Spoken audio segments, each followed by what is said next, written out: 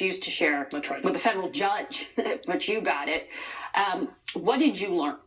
We're still investigating every single case on this list of 238 Venezuelan men who were sent to El Salvador to be in prison there. But this is what we know. We know that according to court filings and also our own findings here at CBS News, some of the people on this list do have criminal histories in the U.S. or abroad in countries like Peru, Chile, and Colombia. But we also know that according to the government, many of these people do not have any criminal record in the U.S. And we have received documents from lawyers and attorneys and also the family members of the deportees who say that these people, some of them, do not have any criminal history in the U.S., but the administration is accusing all of them of being part of this transnational gang known as Tren de Aragua. But how that accusation is being made is at the center of this story. The administration says they have used intelligence and other techniques to identify these people as suspected TDA members, but their relatives and their lawyers say that some of these men were identified as TDA simply because of tattoos. And that is really where we get to the legal nub of this argument is, can you, as Senator Paul was saying, bypass the right to a day in court on the basis of someone having some tattoos? So, Scott, the Trump administration is going to have this appeal tomorrow, as I understand it. You were in federal court Friday when the judge said it was, quote, awfully frightening how the administration stretched the law.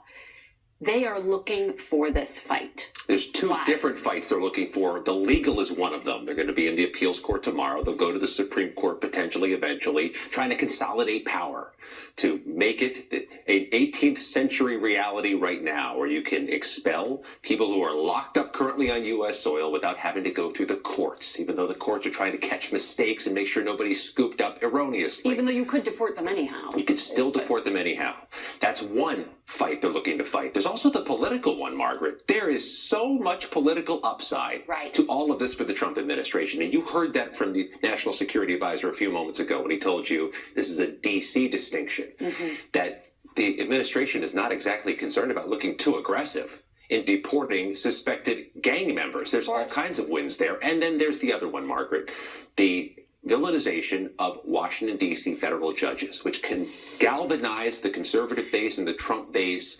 And you saw that Friday in the courtroom with the judge, James Boasberg, pushing back on the president's allegations that he just wants to set these gang members free. The judge said, they're still locked up. You can deport them the normal way without invoking this 18th century law.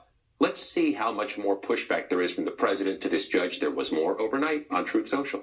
Yes, he's spoken about it. He's posted about this judge raising other concerns. Camilo, though, you actually have reported out what was done behind the scenes to bring this all to a head, to set up this fight. What did you learn? What I can tell you is that based on conversations with DHS sources, the administration was actively preparing for this operation well before the president actually signed this proclamation, unbeknownst to the public last Friday, before the White House actually published the actual proclamation on Saturday, March 15, and before those planes took office. As quickly as possible. That's right. They staged a roundup across the country of suspected TDA members and transfer those people to a Texas detention center. And by the time the judge held the first emergency hearing on this case, there were already 2 planes in the air and another one ready to take off. Knowing that they might have to face a fight back in the courts. Scott, the president has issued at least 3 executive orders that we have clocked impacting private law firms who represented clients at odds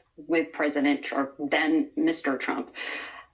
That's bad for private business. One of those law firms cut a deal, $40 million.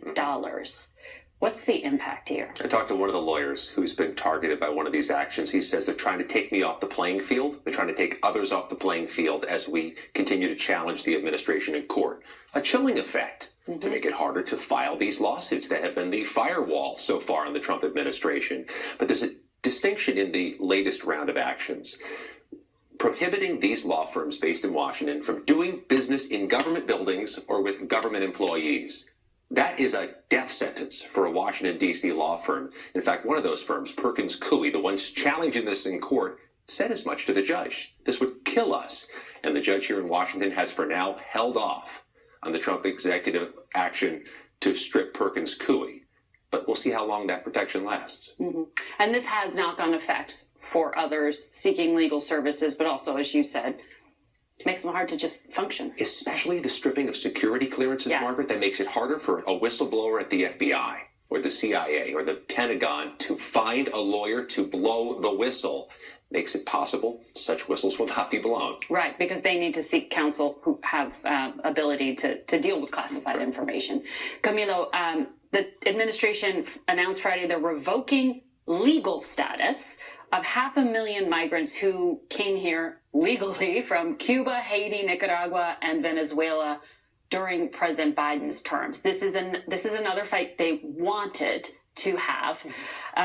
But if the stated intention is to go after the worst of the worst and deport them, why focus on people who bothered to be here legally? Well, the administration would argue that the Biden administration abused its immigration executive authority to create this program without Congress, and that the people who came here under this policy are undercutting American workers, and that they are essentially illegal immigrants as well. And now they are turning them into illegal immigrants by stripping them of their legal status, their work permits, their deportation protections. Right now, they have, for the next 30 days, a chance to self-deport through a smartphone app. If they don't do that, DHS is warning that they will be found, arrested, and deported from the country. And this crackdown on immigration by the administration is also extending to other parts of the immigration system. We also know that the administration is suspending funding, federal funding, for legal services providers and lawyers who help migrant children who have left federal custody or who are still in federal custody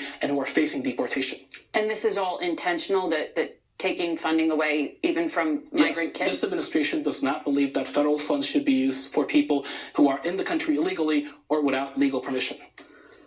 Gentlemen, you're going to be busy. Thank you for breaking it all down for us. I appreciate it. Thank you.